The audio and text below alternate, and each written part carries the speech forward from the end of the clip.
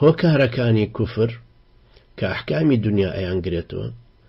و جۆرەکانی کوفر کە پاڵنەرەکانی ناخی ئینسانەکەن وای کردوون بۆ ئەوەی هۆکارەکانی کوفر بگرێتە بەر ئەبێ باش لێکیان جیا بکەین و بۆ نمونە ئیبلیس سوجدەی بۆ سەیدنا ئادەم نەبرد بەمە پێی کافر بوو کەوابوو سوجدە نەبردنی ئیبلیس بۆ ئادەم عەلەیهی سەلام بوو بە مایەی کوفر کافر بوونی ئەمە سوجدە نەبردنەکەیە کە بوو بەهۆی کافر بوونی ئەم سوجدە نەبردنە چییە؟ تەرکە وەلکردنە وازهێنانە وازهێنانی فەرمانێک وەکو وتمان ئیمامی ئیبن حەجەر ڕەحمەتی خوای لێبێ فەرمێ لە فەتح الباریە فەرمێ وەتروک و ئەفعال تەرککردن خۆی فعلە بە دەلیلی ئەوەی لێرە ئیبلیس سوجدەکەی نەبردووە فەرمانەکەی بەجێ نەهێناوە و فەرمانێکی خوای پەروەردگاریشە بە تایبەتیش بۆ ئەو هاتووە لەگەڵ مەلایکەتەکانیشە بۆ هاتووە ئەمە سەبەبی کوفرەکەیەتی کە سوجدەی نەبردووە بەڵام جۆری کوفرەکەی چییە؟ جۆری کوفرەکەی لوتبەرزی و ملهوڕیە بۆچی سوجدەی نەبردووە لەبەرەوە ئەڵێ خۆی بە باشتر زانیوە قال أنا خير منه خلقتني من نار وخلقته من طين ئەمە دافعەکەی ناخیەتی ئەمە جۆری کوفرەکەی کە پێوترە جۆری ئیستیکبار ئێمە حەقمان بەسەر ئەم ناخەوە نییە ئەگەر چی ئەزانین جۆرەکان پۆلێن کەین بەڵام سەبەبی کوفرەکە سەیرەکەین ئەشێ سەبەبەکە یەک بگرێ بەڵام جۆری پاڵنەرەکان جۆری کوفرەکان فەرقیان هەبێ دوو کەسە بینین ئینسانێکی مسلمان و یەکێکی نەسرانی هەردووکیان ئەڵێن سەیدنا مەسیح عەلەیهی سەلام کوڕی خوایە سەبەبی کوفرەکە هەر یەکە یەک قەولە خۆی قەولێکی مکەفرە جۆری کوفرەکەش فەرقەکە لە مسلمانەکەیە جۆرەکەی ئەبێ بە جۆری کوفری تەکذیب چونکە دەقی قورئانی بە درۆ خستۆتەوە کە خوای گەورە فەرمێ لەم یەلید وەلەم یولەد بەڵام کابرای نەسرانی کوفرەکەی کوفرێکی تەقلیدە تەقلیدی دایک و باوکی کردوتەوە یا لەسەر خوونەریت و ئەوان پەروەردگاری ڕوهبانەکانیان قل يا أهل الكتاب لا تغلوا في دينكم غير الحق ولا تتبعوا أهواء قوم قد ضلوا من قبل وأضلوا كثيرا وضلوا عن سواء السبيل أم قم رابوني أوان خواهي قرأ فرمد دشوني أوان مكونوا ما داموا كوابو لير السبب كفرك يكشتكوتو يانا عيسى عليه السلام كري خواهي بلام جوري كفركان فرقي هي أو فرقشيان لبالنرك وهاتو أو فرق كان يعني. نقطة جيتر نمونة جيتر أشياء سبب واتا كردار كفرينك يكبه بلام ديسان أويتريان بالنركان جورا و جوربن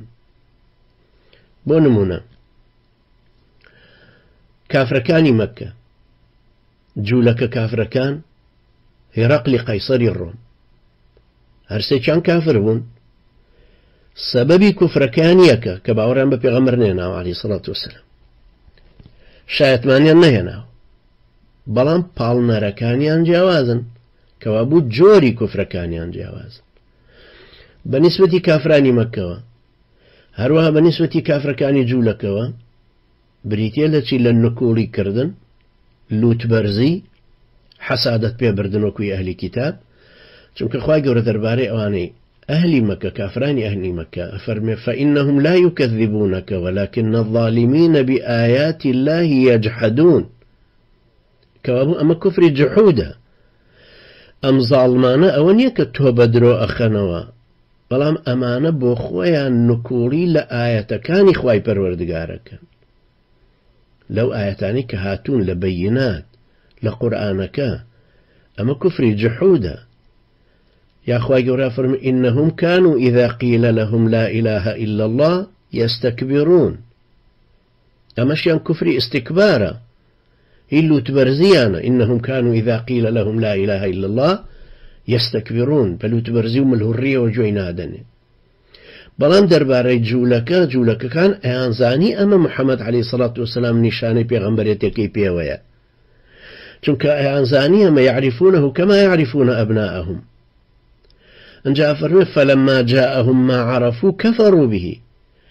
کاتێک ئەویان بۆ هات کە ئەیانزانی کوفرانیان پێکرد و شوێنی نەکەوتن. ئەمە لێرە کوفری جحودە. ئەم کوفری جحودەش وەکو ولكن الظالمين بآيات الله يجحدون هەردووکیان هەربوونەتەوە بە کوفری جحود، بەڵام سەبەبەکەش هەر ئەوەیە کە باوەڕیان بە پێغەمبەری خوا نەهێنا عەلەیهی سەڵات وسەلام شایەتیان نەداوە، واتە شایەتمانیان نەهێنا. یانە فەرمێ ئەفەکولەما جاءەکم ڕەسوول بما لا تهوى أنفسكم استكبرتم. هەر وەختێک پێغەمبەرێک نێراوێکی خوای گەورە دێ پەیامی خواتان بۆ دێنێ کە پێچەوانەی ئەو هەوا و هەوەسەیە کە لە ناخی خۆتانە هەیە استكبرتم، لوتبەرزە بن و ملحوڕە بن و باوەڕ نایەن. یانە فەرمێ لە باسی جۆرێکی تری کوفرەکەیە کە کوفری حەسەدە، هەر لێرە لەم بابەتە فەرمێ ئەم یحسودون الناس على ما آتاهم الله من فضله، یان هەر ئەوەیە کە حەسادەت بە خەڵکانێکە بن کە خوای پەروەردگار لە فەزلی خۆیەوە پەیامی پێبەخشیون و گەورەی کردوون. لە هێرەقلیشە هەر سەبەبی کوفرەکە یەکە کە باوەڕی بە محەممەد نێناوە عەلەیهی سەڵات وسەلام، دوای حەقەکەشی بۆ ڕوون بۆتەوە. سەبەب لێرە سەبەبەکان یەکن. کافرانی مەکە و کافرانی جوولەکە و ئەهلی کیتاب بەگشتی و کافری وەکو هێرەقل شایەتمانەکەیان نەهێناوە، ئەمە سەبەبی کوفرەکەیانە. بەڵام جۆری کوفرەکانیان فەرقیان هەیە، ئەویان جحودە، ئەویان ئیستیکبارە. ئەمەی هێرەقلیش هەر شوێنکەوتنی هەوا هەوەسی خۆیەتی کە دەسەڵاتی هەیە و مەلیکە و نایەوێت لەوە بێتە خوارەوە، هەروەکو ئیمامی ابن حەجەر ڕەحمەتی خوای لێبێ لە فەتح الباری باسی کردو. لەم نمونانەی کە هێنامەوە ئەمە ڕوونەبێتەوە کە ئەشێ هۆکاری کوفرەکە یەک بێ کە باوەڕیان بە پێغەمبەری خوا نەهێنا عەلەیهی سەڵات وسەلام لەگەڵ جیاوازی پاڵنەرەکانی کافربوونەکە کە جۆری کوفرەکان ڕوونەکاتەوە. ئەشێ لە یەکێکە کابرایەکیان ئەشێ هۆکاری کوفرینەکە جۆرەکانی کوفر لە ناخیا هەبن. ئەشێ یەک کەسە جحودیشی هەیە، لوتبەرزە، بە حەسادەتیش باوەڕی پێ نایەنێ. يعني خوای گەورە فەرمی بەلا قد جاءتك آياتي فكذبت بها واستكبرت وكنت من الكافرين. بۆ یەک کەسە فەرمی قد جاءتك آياتي، دوو هۆکاری دوو جۆری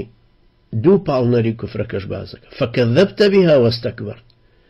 کەوابوو یەک کەسە بەڵام کوفری تەکذیب و کوفری ئیستیکبارەکەشی بۆی بووە بە پاڵنەری باوەڕ نەهێنانەکەی. ئەنجا لەبەرەوەی ئێمە پاڵنەرەکان لە ناخی ئینسانان پەنهانن، شاراون، نازانرێ، بۆیە ئەحکامی دنیا نایانگرێتەوە، ناتوانرێ حکمیان بەسەرا بدرێت. هەر لەبەر ئەمەشەکە ئەوترێ ئەگەر کابرا کافر بوو لە ناخی خۆیە ئەبێت تەماشا بکرێ، مادام گفتارێکی کوفرینی یا ڕەفتارێکی کوفرینی لێ دەرنەکەوت بێ تەواو ئەحکامە شەرعەکان نایگرێتەوە، چونکە ناتوانین لەسەری ئیسپات بکەین. و ئەحکامی دنیاش ئەبێ لەسەر ڕەفتارێک بێ، ڕەفتاری گفتارەیان کردار، لەسەر ڕەفتارێک بێ کە بەڕێگای شەرعی سەلمێنرابێ و قازیەکی شایستە و شیاوی زانە بتوانە حکمەکەی ڕوون کاتەوە. حکمەکەش کە دوو شتە، یەکەم تەجریم الفعل، دووهەم تەجریم الفاعل. یەکەم بیسەلمێنێ کە ئەم ئیشە کوفرینە، ئەم ڕەفتارە گفتار بیان کردار، دووهەم بەڵگەی شەرعی هەبێ کە ئەم بەڕگە شەرعیە چۆن لە یاساوترێ ئەم فەقەرە قانونە عیلاقی هەیە بەسەر و جۆری دزیەوە. ئەمە خۆی لە ئەحکامی ئیسلامە، وای پێغەمبەری خوا عەلەیهی سەڵات وسەلام لە حەدیسەکەی صاحبی کوڕی عوبادە باسی کردووە، سەعدی کوڕی عوباد. ئەمە ئەبێ ئەو کاتە ئەم دووشتە قازیەکی شایستە و شیاوی زانا و خاوەنی ئیجتیهاد دەتوانێت ئەمە لێک بداتەوە حکمی کوفرەکە دەرببڕێت. ئەنجا ئەگەر هاتوو ئەمانەی ناخیمان نەزانی یان دەرکەوت بە شتێک وەکو ئەوە یەکێ جنێوی بە پێغەمبەری خوا داوە عەلەیهی سەڵات وسەلام، ئەو کاتە توانین حکمی کوفرینەکەی بدەین بەسەرە،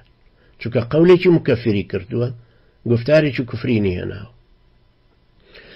ئەنجا ئێمە مکەلەف نین بەوەی بگەڕین بزانین بۆچی جنێوی بە پێغەمبەر داوە عەلەیهی سەڵات وسەلام. خۆی تووڕە بۆیە ئەوێ ئێمە تووڕەکە، ئایا جنێوی پێداوە بۆ ئەوەی پێغەمبەری خوای بەدرۆ خستۆتەوە عەلەیهی سەلام یان ئەی بغزێنێ یان حەسادەتی پێهێکەوە بووە بە پێغەمبەر عەلەیهی سەڵات وسەلام یان گاڵتەی پێکە هەر صیفەتێک لەمانە کوفری تەکذیب بن کوفری حەسەد بن کوفری جحود بن ئێمە تووڕەکە خۆی تووڕەبوو بێ هەرچی شتێک بێ ئێمە حەقمان بەسەر پاڵنەرەکەی ناخی نییە بەسەر جۆرەکانی کوفرەوە نییە ئەحکامە شەرعەکانی ئێمە پەیوەندیان بەسەر دەربڕداوەکەوە هەیە بەسەر ئەنجام دراوەکەوە هەیە کە گفتارەیان کردارە هەردووکیشیان کوفرینن ئەنجا ئەمانەیە کە ئەڵێن ئەبێ بە شێوەیەکی شەرعی بسەلمێنرێ بچەسپێنرێ بۆی ئەحکامەکانی دنیا بەسەرا تەطبیق بکرێ ئیمام ابن تەیمیە ڕەحمەتی خوای لێبێ لە صارم المەسلولە لە لاپەڕە 512 بەدەق ئەفەرمێ إن سب الله أو سب رسوله كفر ظاهرا وباطنا أجر جنيوي بخواي قوردا جنيوي ببيغمري خوادا عليه الصلاة والسلام لناخي شياب كافر حسابا لظاهر شياب كافر حساب سواء كان الساب يعتقد أن ذلك محرم أو كان مستحلا له جاء كابراي جنيو درزاني بيتي كأما حراما اعتقادي شوابو بي يان بحلالي زاني بيجنيو بدا أو كان ذاهلا عن اعتقاده يان هوشي لخوي نبو لاعتقادك يخوي يقسكي كردو جنيو كيدهاو هذا مذهب الفقهاء وسائر أهل السنة القائلين بأن الإيمان قول وعمل أفرمي أما ديدو بوتشوني شرع ناسانو أهل سنة جماعة لوانيك فرميانا إيمان قول وعمل انجا سيري كابن تيمية رحمة خواه لبلا زور زيرة خوشياتي لقسكاني همي عبارتكاني وكو قانونين وكو دستورين أفرما وسائر أهل السنة القائلين بأن الإيمان قول وعمل شكرا أهل السنة هي غير قائلين بأن الإيمان قول وعمل وكو حنفيك هروها رحمة خواه لبلا مجموع فتاوى لمجلدي سيهم لا برسيسة بانزا أفرمه إن كل من لم يقر بما جاء به الرسول صلى الله عليه وسلم فهو كافر هركسك برياري لسر أول ندى كراست بيغمر إخوة عليه الصلاة والسلام هرچي هناويتي حق والرواية والراست درستا بي كافر به جاء آية اعتقد كذبه عليه السلام جاء آية باور روابك بيغمر إخوة عليه الصلاة والسلام بدروه حاشاي أو أما يفرموا أو استكبر عن الإيمان به يعني خوي لنتيجة ملهري ولود برزي وهرالي خوي باوري بينه ناوى أو أعرض عنه اتباعا لما يهواه يعني بشتي لو هل كردو جوي نداوتي وإهمالي كردو لبري خوي حزي لديد الربازي كترة أو ارتاب فيهما أو ارتاب فيما جاء به يان دودلي رايو قماني لوياه هيك بيغمر إخوة عليه الصلاة والسلام هناوتي فكل مكذب بما جاء به فهو كافر هر كسك بيغمر إخوة عليه الصلاة والسلام بدرو خصبته ولا هر چيشتك كهناوتي وسلمن راو وچسبن راو بيقمان بي كافر به وقد يكون كافرا من لا يكذبه إذا لم يؤمن به أشياء كابرا بدروي نخستوتو بلام هر كافر بوچنك باوري بينهنا جال مجلدي بيستمي شاء تكراركاتو ديسان لمجموع فتاوى لمجلدي هر لدوانزيان جاريج كجا فرمي فإن الكفر عدم الإيمان بالله ورسله كافر بون أويك باوري نبي بخواه ببيغمبركاني عليهم السلام سواء كان معه تكذيب أو لم يكن معه تكذيب بل شك وريب أو إعراض عن هذا كله حسدا أو كبرا أو اتباعا لبعض الأهواء الصارفة عن اتباع الرسالة أفرمي مادام كافر بون بريتية لباور نهينان بخواي قوروبة بيغمبراني عليهم الصلاة والسلام جاء آية أم كابرايا كوا بي كافر بباوركي نهيناوا ايتر بسببي اوي بدروي خستونتوا أم بيغمبر عزيزاني بدرو خستوتوا يان بدروي نخستونتوا بلام قماني ليان هيا قماني شيليان نيا بلام پشتي هل كردوا جوي بيانا داوا إهمالي كردوا بوچی إهمالي كردوا لحسادتي خوي يان لما الهري خوي ولا لودبرزي خوي يان باوري بينا هنا ولا بروي شون هوا سيچي تركو تو ديدو ربازي كتري ورگرتو كا ناهێڵە بێتە سەر ئەم دید و ڕێبازەی پێغەمبەری خوا عەلەیهی سەڵات وەسەلام. پوختەی قسەکەی ئیمامی ابن تەیمیە ڕەحمەتی خوای لێ بێ هەم لە صارم المەسلول و هەم لەم سێ جێگای مەجموعی فەتاوا لە مجەلەدەکانی 3 و 12 و 20 ئەمەیەکە ئەفەرمێ خلاصەکەی ئەمەیە هەر کەسێک هۆکارێکی کوفرینی لێ دەرکەوت وتمان هۆکاری ژیان گفتارنیان کردن ئیتر ئەمە پێی کافر بووە جا ئیتر پاڵنەرەکەی ناخی بە سەبەبی بەدرۆ خستنەوە بێ یان لوتوەرزی بێ یان حەسادەت بێ یان گومان بێ یان هەر جۆرێکی تری لە جۆرەکانی تر کوفر بێ ئەوە پەیوەندی بەوە نییە کە حکمی کوفرەکەی بەسەرا ئەدرێ. ئەمە نقطەیەکی زۆر جەوهەریە زۆر خاڵێکی کاریگەرە پێویستە هەموو کەسێک کە قسە لەسەر مەسەلەی تەکفیرەکە جا ئایا یەکێکی بە کافرداناوە یا بەرگری لە ئیمانی یەکێکی ترەکە پێویستە شارەزایی لەم نقطەیە هەبێ بە تایبەتی. ئەویش ئەوەیە کە جیاوازی بخەینە نێوانی دەرکەوتنی کوفرەکە کە پێوترێ هۆکاری کوفر یعنی مەناڵی کوفرەکە چی ئێمە بۆ ئەم کابرامان بە کافرداناوە لەبەرەوەی ئەمەی لێوە دەرکەوتووە ئەمە چییە گوفتارە تەئکیدین لەوەی گوفتارە بەڵە چۆتە خانەی گوفتارەوە ئەمە آخر قسەیەتی چۆنی وتووە دوایی دێنە سەر ئەوەی بربەستی تر هەیە بۆ تەکفیرەکەی یانە ئەوە ژەبێ ئەو قازیە مؤهەلەر هەمووی لێکی داتۆ کەوتم قازیەکەش پێویستە زانا و شایستە و شیاوی دەرکردنی ئەو حکومە بێ زانینی ئەم کارە کوفرینە ئەم گفتارە کوفرینە ئەبێ بزانین فەرقی هەیە لەگەڵ ئەوەی جۆری کوفرەکە چییە پاڵنەری کوفرەکە چیە بۆی لێمان تێکەڵ نەبن ئەمەیەکە لە زۆر لەم خەڵکە تێکەڵ بووە ئێستا ئەوانەی مەدخەلین یان ئەوانەی ئیخوانی مەشرەبن یان ئەوانەی ئەشعەرین زۆر مەلای کورد یان سۆفیەکان خەڵکیشی تر کە نایەوێ کابرا کافر بووە حی عەلە سەڵا بە دەردی کوردەڵێ هاوارە کافر بووە کە چێڵە نابەخوا هێشتا کافر نەبوو کابرا خۆیڵێ کافر بووم یعنی تەسەورکەن مامۆستایەکی بەڕێز زانایە بە فقی شافعی زۆرش زانایە ئافرەتێک هاتە لای پێی وتی ئەوە ناویان نابم لەبرەوەی هەرسێکیان ناسین یعنی ناوی مامۆساکە بێنم تەبەن هەمووە لایەگەی ناسین لە کووردە ئافرەتەکە هاتە لای مامۆساوتی مامۆسا ئەم کابرای من زۆر تەلاقی زۆر خوارد و جنێوی زۆر داوە کوفر زۆرەکە وەختی وا هەیە بەینمان خۆشە دێ دەسم ماچە کاڵە تۆ خوای منی من سوژدەکان بۆ تۆ ئەبم یعنی تەسەورکەن پیاوەکەش لە لای دانیشتووە ئەم مامۆستای جۆ لە هەردووکیانەگرێ ئەم مامۆستا سۆفیە ئەشعەریە شافعی مەزەبە هەروەندەی بە کابراوە دوتی ئێبرا وەڵا ئەو قسانە زەرەری بۆ ئیمان هەیە ئەمەم هەر لە فڕی بەسەر ئیسلامەوە نەماوە ئەمە سوژدە بۆ ئافرەتە بە و بەم شێوەیە ئەم تەعبیرانە ئیسلامەتی لە دڵە هەر نەماوە تەلاقەکەشی کەوتووە وتبێت یانەی وتبێ بەڵام ئەم هەرەوەندەی بەلاوە مهم هەرەوەندە ئەڵە وەڵامە زەرەری بۆ ئیمانی چونکە هەر پێی وایە مسڵمانە بیرشم دێتەوە جارێک لە سەرکردایەتیمان باسمان لە کوفری سەرانی یەکێتیە کردمان وەڵا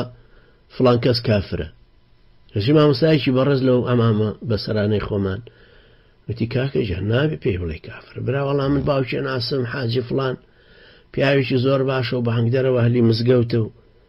هیوا بخۆ سەیدنا نوح پێغەمبەری خوایە بەڵام کوڕەکەی کافرە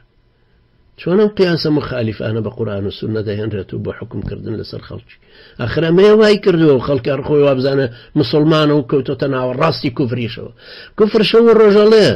تەواف بە دەوری کەعبەیە ناکە بە دەوری لالە شایکە کە چێڵە وەڵام مسڵمانە سەری بەر فەرزێکی خوایان نەداوە سوژدەیەکی لە تەلەڤیزیۆنیشان نەبردووە زەنگوڵەیەکی تاغوتی هەڵگرتووە هی نەسارا زەنگوڵەکە لێدا هەموو مەسیحەکانی پاراستە و مسڵمانانی چەوسانۆتە کە چێڵە وەڵامە وەلی ئەمری مسڵمانە برا چۆنە بێ ئەم عەقیدەیە لە شۆ هاتووە ئەوەندە مخالف بە شەریعەتی خوای گەورە کەوابوو برانی بەڕێزم ئەبێ ئێمە لە سەرەتاوە ئەمە زۆر باش و وازح لە لامان ڕۆشن بێ کە هۆکارەکانی بە کافردانان بریتیە لە گفتارێکی کوفرین یا کردارێکی کوفرین ئەمما بە چپاڵ نەرێک وتوێتی بە جحودە یان تەکذیبە ئیستیکبارە یان ئێمە تووڕەکردنە یا حەسەدە یا هەر شتێکی تر هەیە ئەوە علاقەی بەسەر ئەم مەوزوعی ئێمەوە نیە خاڵێکی تر کە ضروریە سەرنجی بدەینێ ئەوەیە کە هەڵەیە وا بزانین بە کافردانان پەیوەندی هەیە بەسەر نکوڵیکردن و بە درۆخستنەوەی پێغەمبەری خوا